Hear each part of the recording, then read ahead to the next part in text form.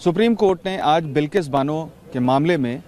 गुजरात सरकार की ओर से समय से पूर्व रिहा किए गए 11 दोषियों के मामले में सीधे तौर पर गुजरात सरकार के आदेश को रद्द कर दिया है। सुप्रीम कोर्ट ने कहा कि इस मामले में गुजरात सरकार निर्णय लेने में सक्षम नहीं है क्योंकि ट्रायल महाराष्ट्र में हुआ और उसके अलावा इस मामले में जो ट्रायल था उसके ट्रांसफर का आदेश सुप्रीम कोर्ट ने जारी किया था। तो ऐसी स्थिति में अदालत से भी कोई मांग नहीं की गई, इस मामले में कोई आवेदन नहीं किया गया या पूछा नहीं गया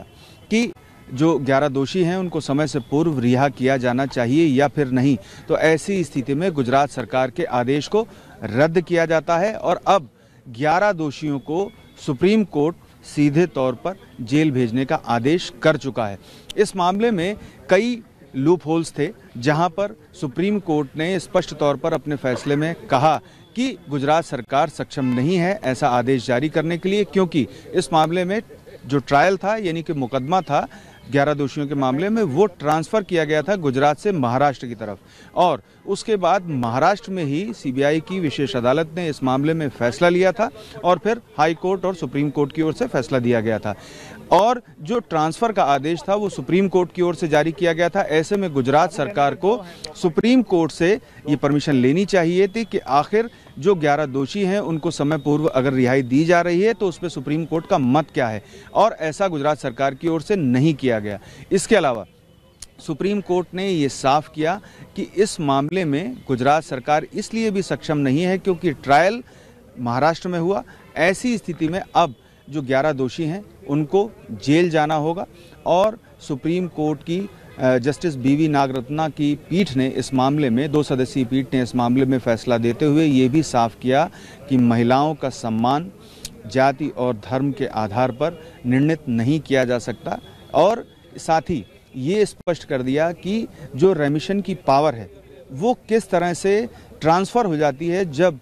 किसी मामले का ट्रायल यानी कि मुकदमा ट्रांसफ़र कर दिया जाता है। और इसके अलावा भी जो स्थितियां होती हैं उन पर गौर करते हुए सुप्रीम कोर्ट ने अपने फैसले में जो स्थितियां दी हैं, अब इस मामले में अगर 11 दोषियों को फिर से समय पूर्व रिहाई की मांग करनी होगी तो उन स्थितियों का भी पालन करना होगा, ये सुप्रीम कोर्ट ने अपने फैसले में स्पष्ट कर दिया है। और अब सुप्रीम कोर्ट के फैसले के बाद 11 दोषियों को जेल जाना होगा जिन्हें 2022 में 15 अगस्त को गुजरात सरकार ने आदेश जारी कर समय पूर्व रिहा कर दिया था।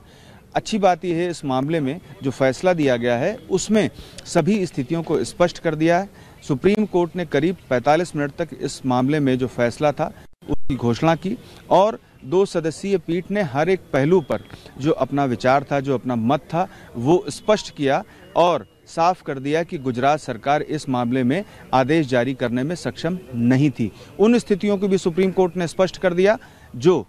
कारण थे। कारण क्या थे? सबसे पहला कारण ये था कि इस मामले में ट्रायल का ट्रांसफ़र किया गया और सुप्रीम कोर्ट से पूछा नहीं गया, जबकि सुप्रीम कोर्ट ने इस मामले में ट्रायल को स्टेट से यानी कि गुजरात से ट्रांसफ़र किया था और महाराष्ट्र भेज दिया था। दूसरी बात ये थी कि महाराष्ट्र सरकार की ओर से इस मामले में कोई भी सिफारिश या फिर कोई भी निर्णय नहीं लिया गया और जबकि जो ट्रायल था वो महाराष्ट्र में सीबीआई की विशेष अदालत द्वारा लिया गया था, ट्रायल किया गया था और वहीं पर निर्णय हुआ था। तो इन स्थितियों को स्पष्ट करते हुए आज सुप्रीम कोर्ट ने अपने फैसले में ये साफ कर दिया है कि 11 दोषियों को अब जेल जाना होगा जिन्हें गुजरात सरकार ने समय से पूर्व रिहा करने का मौका दिया था। और अब इस मामले में गुजरात सरकार के पास 2 ऑप्शन हैं जो सुप्रीम कोर्ट में वो पहला तो रिव्यू पिटीशन फाइल कर सकते हैं और रिव्यू पिटीशन के बाद क्यूरेटिव पिटीशन का भी उपचार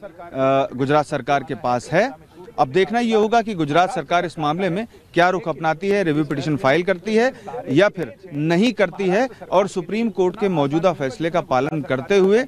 आगे की प्रक्रिया को अपनाती है। पीयूष पांडे, TV9। इस पूरे फैसले पर आपकी पहली प्रतिक्रिया क्या है? देखिए, ये बहुत ही आज का जो जजमेंट है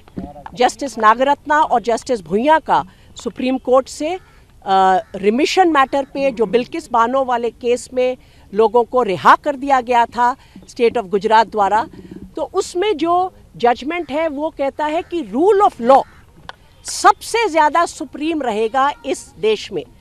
और रूल ऑफ लॉ को एक बार फिर अपहोल्ड किया गया है और अदालत ने कहा है रूल ऑफ लॉ सबके लिए सेम है, चाहे आप कोई भी हो, वो आप सब पर बराबर अप्लाई करेगा। मैं तो ये कहूँगी कि इससे एक भरोसा जो हम सब देशवासियों का है रूल ऑफ लॉ पर,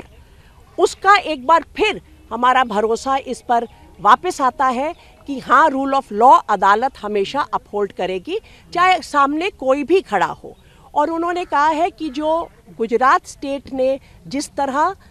इस केस में रिमिशन ऑर्डर्स पास किए हैं, उनको कोई पावर नहीं थी। जो पावर है वो अप्रोप्रिएट गवर्नमेंट इस केस में महाराष्ट्र है,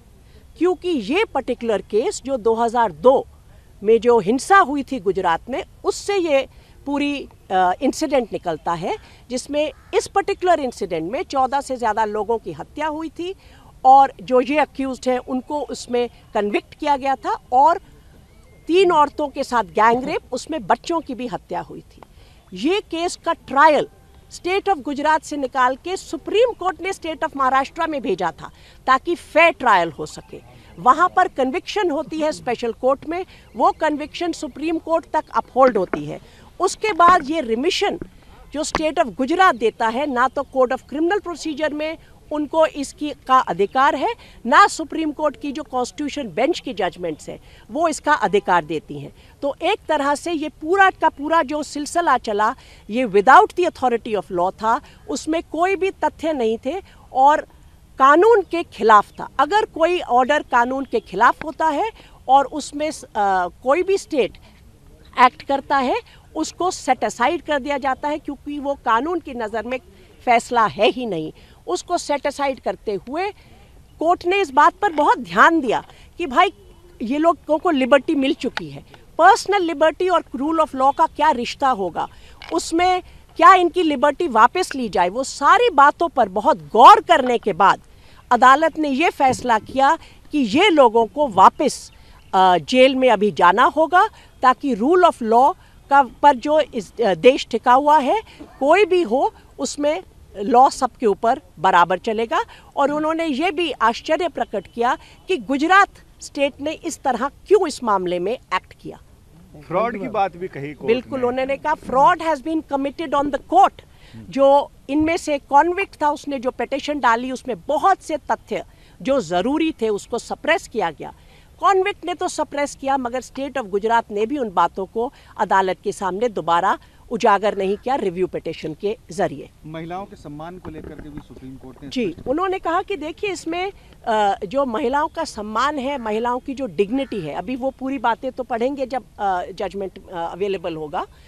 उसको कैसे अपहोल्ड किया जाएगा, वो रूल ऑफ लॉ के थ्रू अपहोल्ड होता है। और इसलिए रूल ऑफ लॉ पूरे देश में सबसे ज़्यादा सुप्रीम होगा। और अगर वहाँ पर कोई उसको सर्कमवेंट करता है और अगर कोई स्टेट गवर्नमेंट उसके बीच में आकर किसी तरह पावर का यूसर्प करती है, आर्बिट्ररी एक्सरसाइज करती है, तो अदालत उसको नहीं टिकने देगा। दिल्ली एनसीआर की हर छोटी बड़ी खबर जानने के लिए सब्सक्राइब करें अपना पसंदीदा channel TV9 Delhi NCR. Facebook, Twitter और इंस्टाग्राम पर हमें सर्च करें @TV9 दिल्ली एनसीआर पर।